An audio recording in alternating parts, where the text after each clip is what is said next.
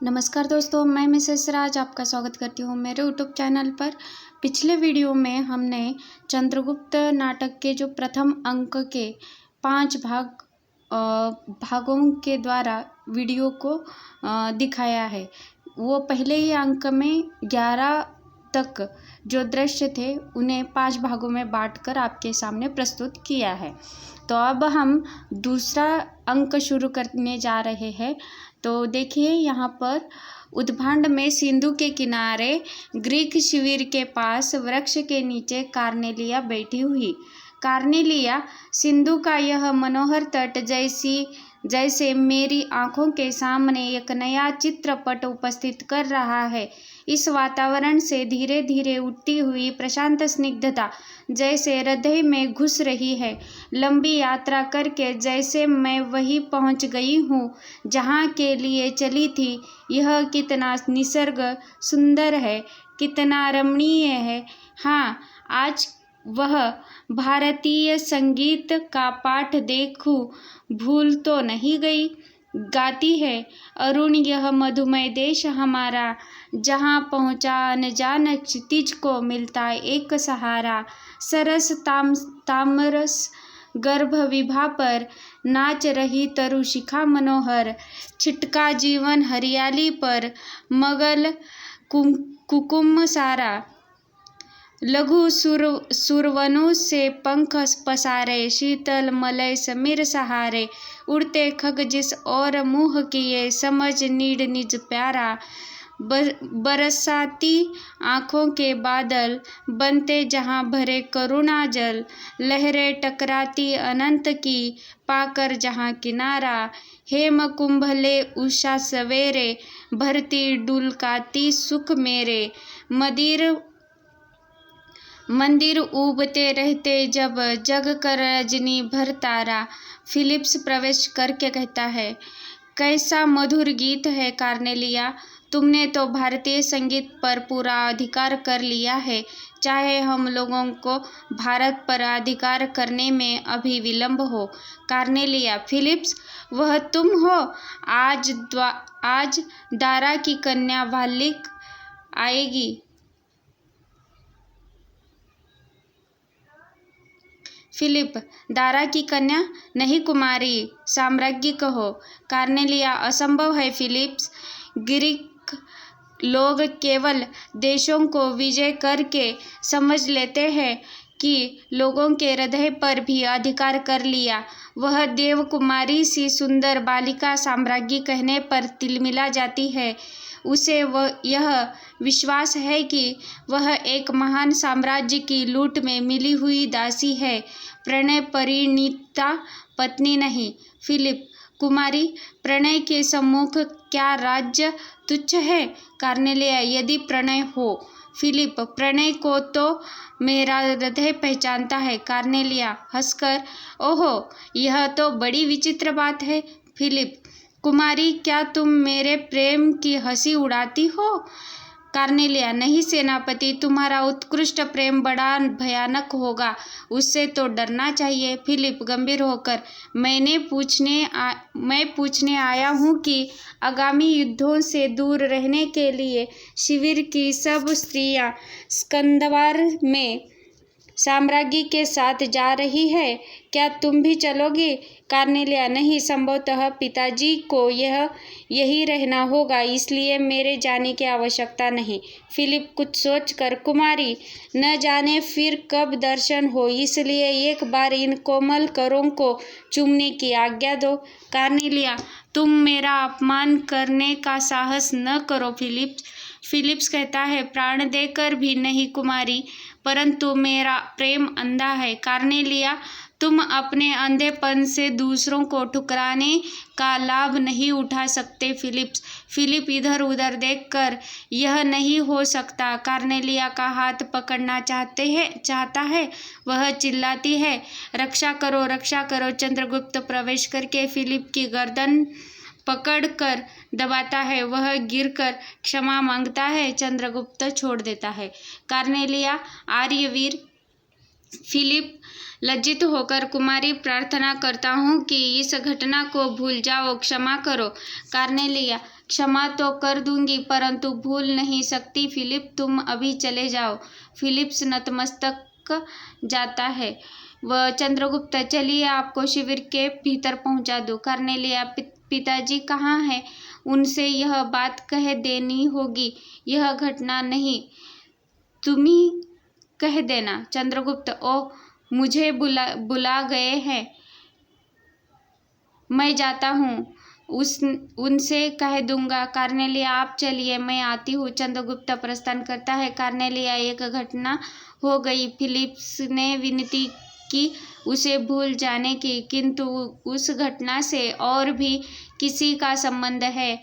उसे कैसे भूल जाऊं? उन दोनों में श्रृंगार और रौद्र का संगम है।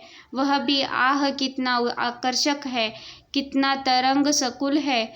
इसी चंद्रगुप्त के लिए न उस साधु ने भविष्यवाणी की है भारत सम्राट होने की। उसमें कितनी विनयशील वीरता है। प्रस्थान। कुछ सैनिकों के साथ सिकंदर का प्रवेश। विजय करने की इच्छा क्लांति से मिलती जा रही है।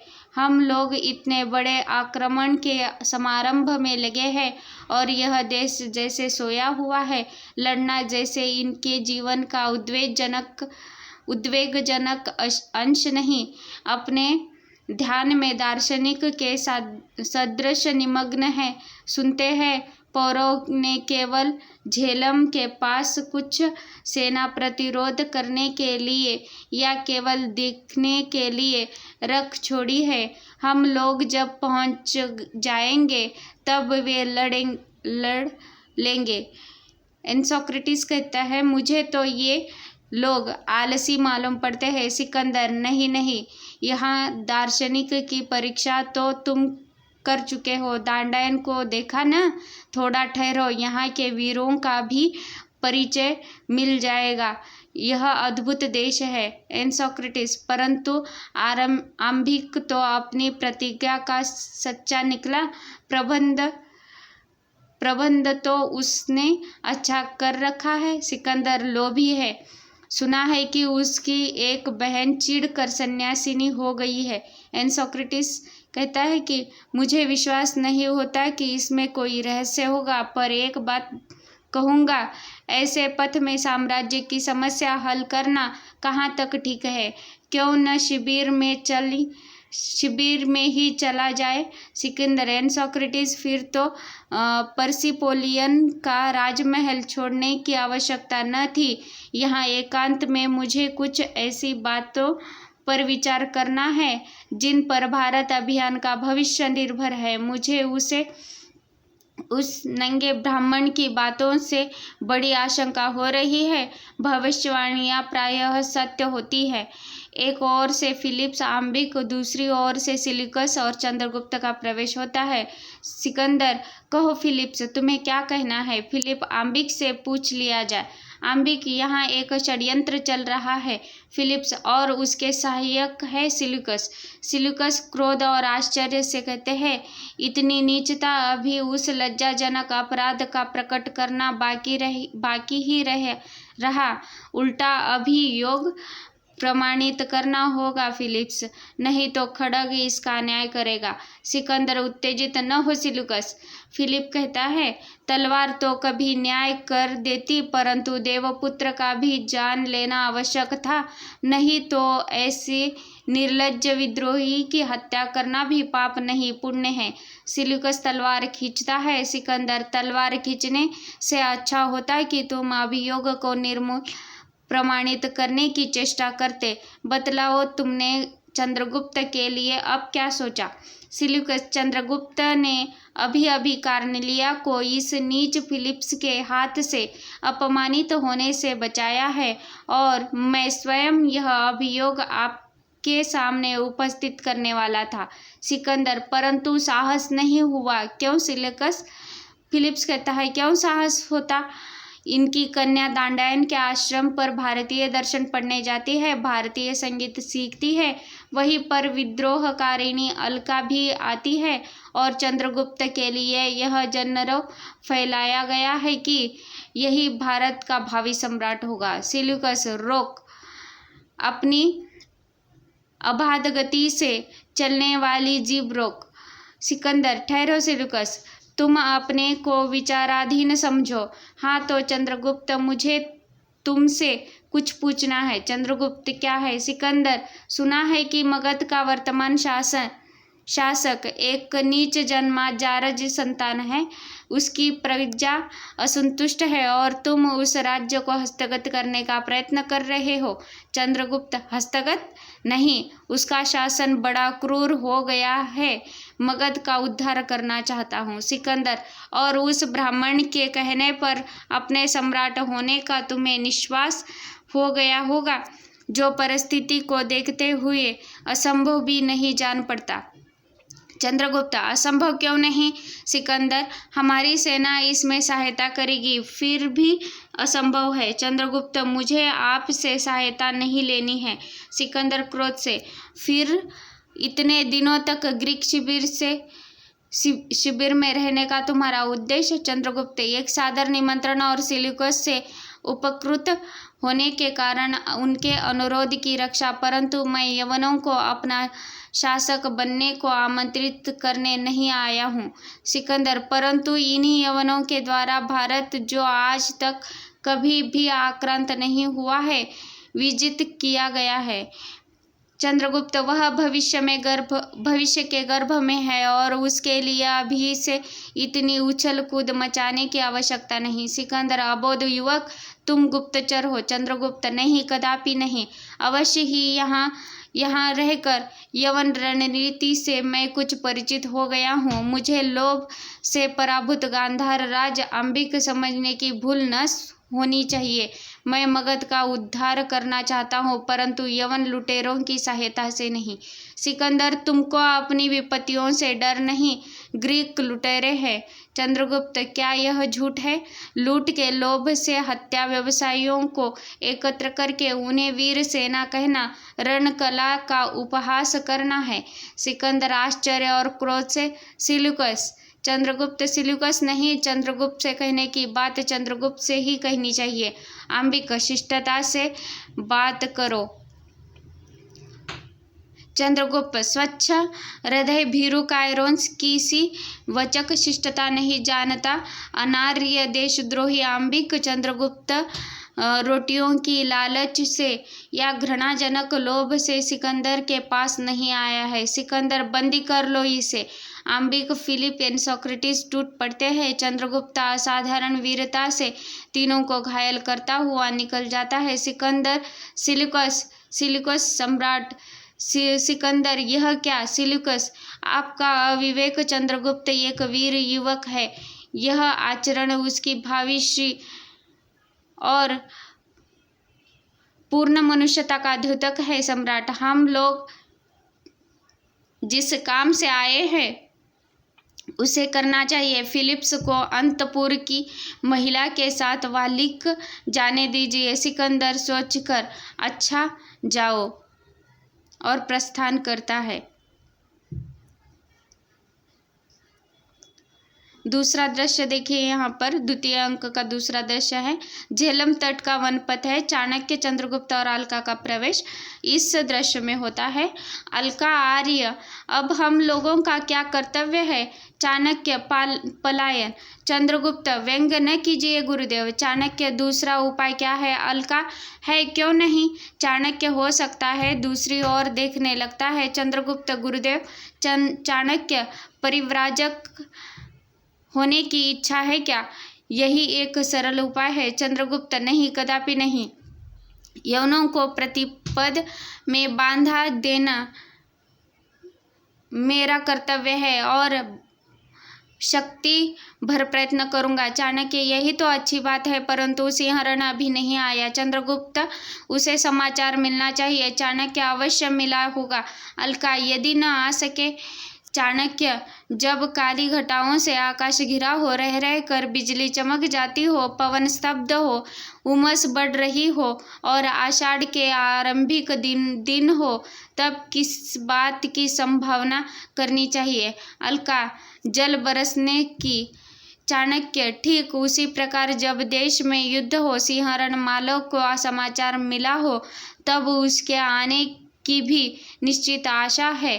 चंद्रगुप्त, उधर देखिए, वे दो व्यक्ति कौन आ रहे हैं? सिंहरण का सहारा लिए वृद्ध गांधार राजा का प्रवेश होता है। चाणक्य, राजन, गांधार राज विभव की छलनों से वंचित एक वृद्ध, जिसके पुत्र ने विश्वासघात किया और कन्या ने साथ छोड़ दिया हो, मैं वही एक अभागा मनुष्य हूँ। अलका, पिताजी, गले से लिपट जाती है। गांधार, बेटी अलका, अरे तू कहाँ भटक रही है? अलका, कहीं नहीं पिताजी, आपके लिए छोटी सी झोपड़ी बना रखी है, चलिए विश्राम कीजिए।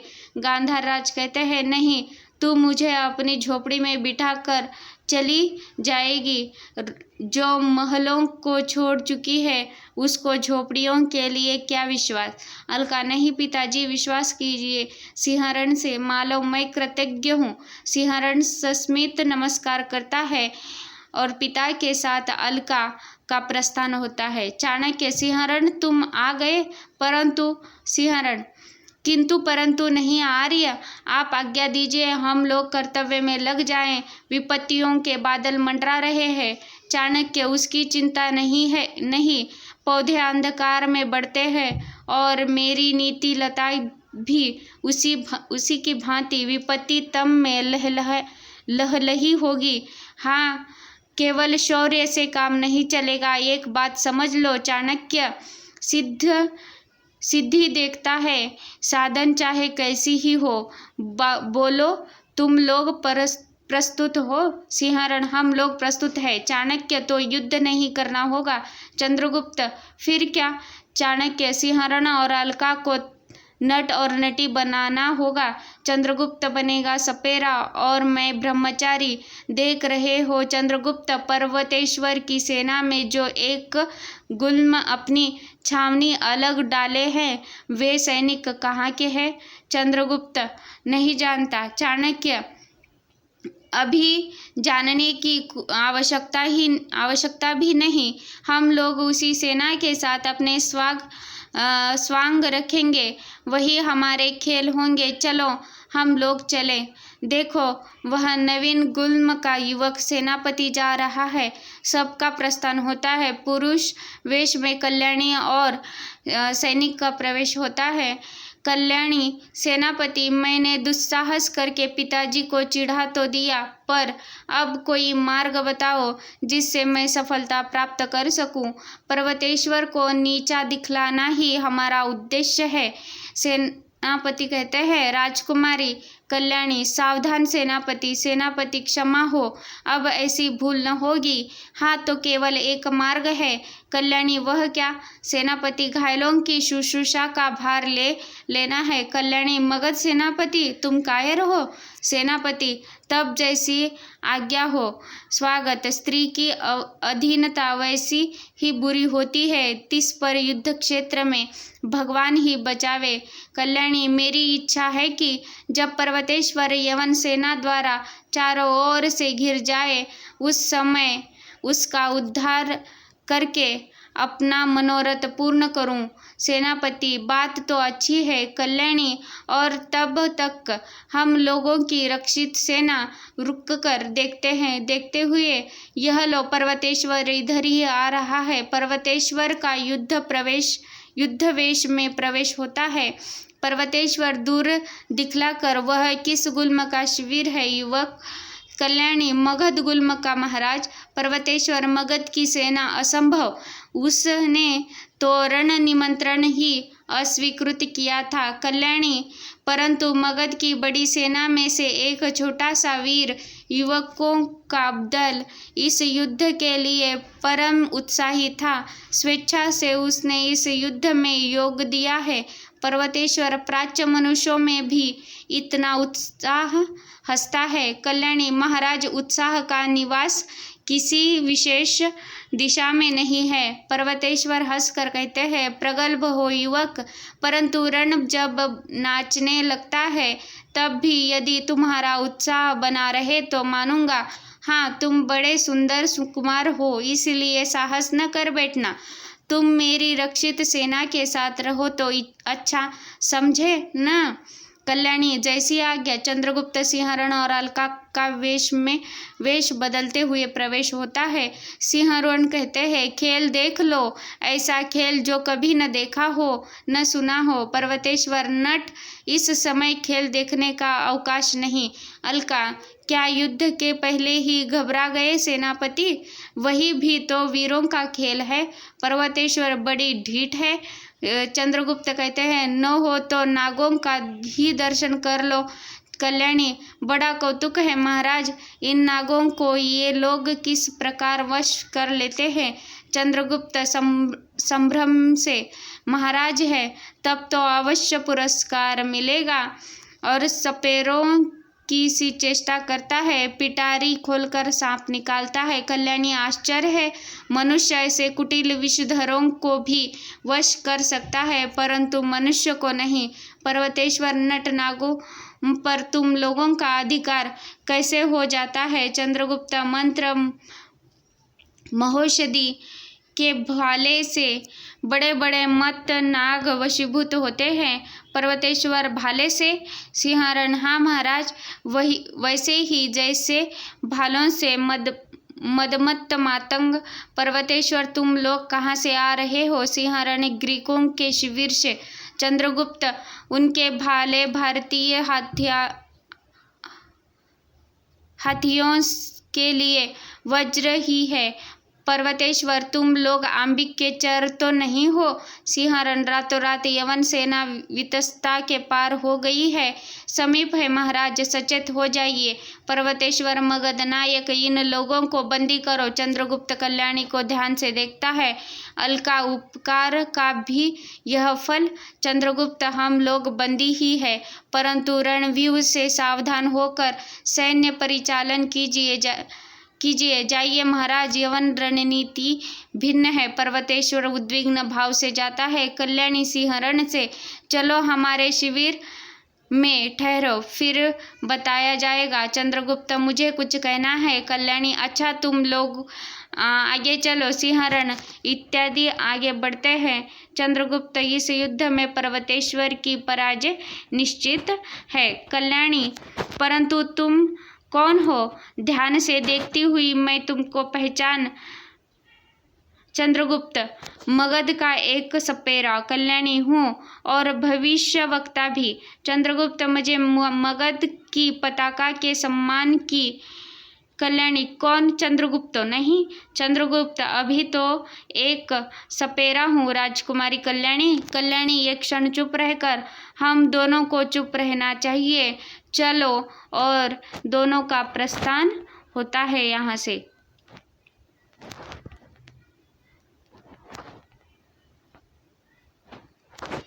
तीसरा दृश्य देखिए यहाँ पर, युद्ध क्षेत्र, सैनिक के साथ पर्वतेश्वर।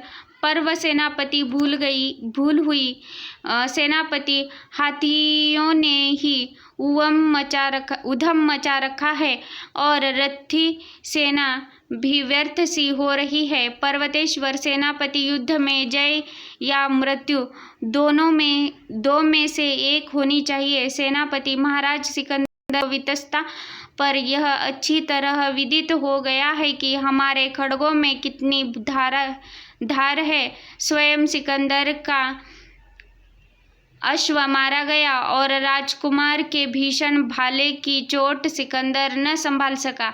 पर्वतेश्वर, प्रशंसा का समय नहीं है, शीघ्रता करो, मेरा रणगज प्रस्तुत हो, मैं स्वयं गजसेना का संचालन करूंगा। चलो, सब जाते हैं। कल्याणी और चंद्रगुप्त का प्रवेश होता है। कल्याणी, चंद्रगुप्त, तुम्हें यदि मगध सेना विद्रोही जानकर बंदी बनावे। चंद्रगुप्त, बंदी सारा देश है राजकुमारी, दारुण द्वेष से जब जकड़े हैं, मुझको इसकी चिंता भी नहीं, परंतु राजकुमारी का युद्ध क्षेत्र में आना अनोखी बात है। कल्याणी, केवल तुम्हें देखने के लिए। मैं जानती थी कि तुम युद्ध में अवश्य सम्मिलित होंगे और मुझे भ्रम हो रहा है कि तुम्हारे निर्वासन के भीतर कारणों में एक मैं भी हूँ। चंद्रगुप्त, परंतु राजकुमारी, मेरा हृदय देश की दुर्दशा से व्याकुल है। इस ज्वाला में स्मृतिलता मुरझा गई है। कल्याणी, चंद्रगुप्त, चंद्रगुप्त, राजकुमारी, समय नहीं, देखो वह भारतीयों के प्रतिकूल दैव ने मेघमाला का सृजन किया है। रथ बेकार होंगे और हाथियों का प्रत्यावर्तन और भयानक हो रहा है। कल्याणी, तब मगध सेना तुम्हारे अधीन है, जैसा चाहो करो। चंद्रगुप्त, पहले उस पहाड़ी पर सेना एकत्र होनी चाहिए। शीघ्र आवश्यकता होगी। पर्वतेश्वर की पराजय को रोकने की चेष्टा कर देखूं। कल्याणी, चलो। मेघों की गड़गड़ाहट, दोनों जाते हैं। एक ओर से सिल्यूकस और दूसरी ओर से पर्वतेश्वर का ससैन्य प्रवेश युद्ध होता है। यहाँ पर सिल्यूकस, पर्वतेश्वर, अस्त्र रख दो। पर्वतेश्वर, यवन, सावधान, बचाओ अपने आप को। तुमुल युद्ध, घायल होकर सिल्यूकस का हटना।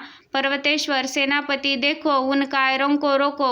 उनसे कह दो कि आज रणभूमि में पर्वतेश्वर पर्वत के समान अचल है। जय पराजय की चिंता नहीं। इन्हें बतला देना होगा कि भारतीय लड़ना जानते हैं। बादलों से पानी बरसने की जगह वज्र बरसे, सारी गज सेना छिन्न भिन्न हो जाए, रथी विरत हो, रक्त के नाले धमनियों से बहे, परंतु एक पग भी पीछे हटना पर्वतेश्वर के लिए असंभव है। धर्म युद्ध में प्राण भिक्षा मांगने वाले भिखारी हम नहीं। जाओ, उन भगोड़ों से एक बार जननी के स्तन्य की लज्जा के नाम पर रुकने के लिए कहो कि मरने का क्षण एक ही है। जाओ। सेनापति का प्रस्थान। सिंहरण और अलका का प्रवेश होता है। सिंहरण, महाराज, यह स्थान सुरक्षित नहीं, उस पहाड़ी पर चलिए। पर्वतेश्वर, तुम कौन हो युवक? सिंहरण, एक मालव। पर्वतेश्वर, मालव के मुख से ऐसा कभी नहीं सुना गया। मालव, खड्ग क्रीड़ा देखनी हो तो खड़े रहो, डर लगता हो तो पहाड़ी पर जाओ। सिंहरण, महाराज, यवनों का एक दल वहां आ रहा है। पर्वतेश्वर, आने दो, तुम हट जाओ। सिल्यूकस और फिलिप्स का प्रवेश। सिंहरण और पर्वतेश्वर का युद्ध लड़खड़ा कर गिरने की चेष्टा और चंद्रगुप्त और कल्याणी का सैनिकों के साथ पहुंचना। दूसरी ओर से सिकंदर का आना और युद्ध बंद करने के लिए सिकंदर की आज्ञा। चंद्रगुप्त, युद्ध होगा। सिकंदर, कौन? चंद्रगुप्त, चंद्रगुप्त, हाँ, देवपुत्र। सिकंदर, किससे युद्ध? मुमूर्ष, घायल पर्वतेश्वर, वीर पर्वतेश्वर से कदापि नहीं। आज मुझे जय पराजय का विचार नहीं है। मैंने एक अलौकिक वीरता का स्वर्गीय दृश्य देखा है, होमर की कविता में पड़ी हुई। जिस कल्पना से मेरा हृदय भरा है उसे यहाँ प्रत्यक्ष देखा। भारतीय वीर पर्वतेश्वर, अब मैं तुम्हारे साथ कैसा व्यवहार करूं? पर्वतेश्वर, रक्त पोंछते हुए, जैसा एक नरपति अन्य नरपति के साथ करता है। सिकंदर, मैं तुमसे मैत्री करना चाहता हूँ। विस्मय में मुग्ध होकर तुम्हारी सराहना किए बिना मैं नहीं रह सकता। धन्य आर्य वीर पर्वतेश्वर, मैं तुमसे युद्ध न करके मैत्री भी कर सकता हूँ। चंद्रगुप्त, पंचनंद नरेश, आप क्या कर रहे हैं? समस्त मगध सेना आपकी प्रतीक्षा में है, युद्ध होने दीजिए। कल्याणी, इन थोड़े से अर्धजीव यवनों को विचलित करने के लिए पर्याप्त मगध सेना है। महाराज, आज्ञा दीजिए। पर्वतेश्वर, नहीं युवक, वीरता भी एक सुंदर कला है, उस पर मुग्ध होना आश्चर्य की बात नहीं। मैंने वचन दे दिया, अब सिकंदर चाहे हटे। सिकंदर, कदापि नहीं। कल्याणी, शिरस्त्राण फेंक कर जाती हूँ। क्षत्रिय पर्वतेश्वर, तुम्हारे पतन में रक्षा न कर सकी, बड़ी निराशा हुई। पर्वतेश्वर, तुम कौन हो? चंद्रगुप्त, मागध राजकुमारी कल्याणी देवी। पर्वतेश्वर, ओह पराजय, निकृष्ट पराजय। चंद्रगुप्त और कल्याणी का प्रस्थान। सिकंदर आश्चर्य से देखता है। अलका घायल सिंहरण को उठाना चाहती है कि आंभिक आकर दोनों को बंदी करता है। पर्वतेश्वर, यह क्या? आंभिक, इनको अभी बंदी बना रखना आवश्यक है। पर्वतेश्वर, तो वे लोग मेरे यहाँ रहेंगे। सिकंदर, पंचनंद नरेश की जैसी इच्छा हो।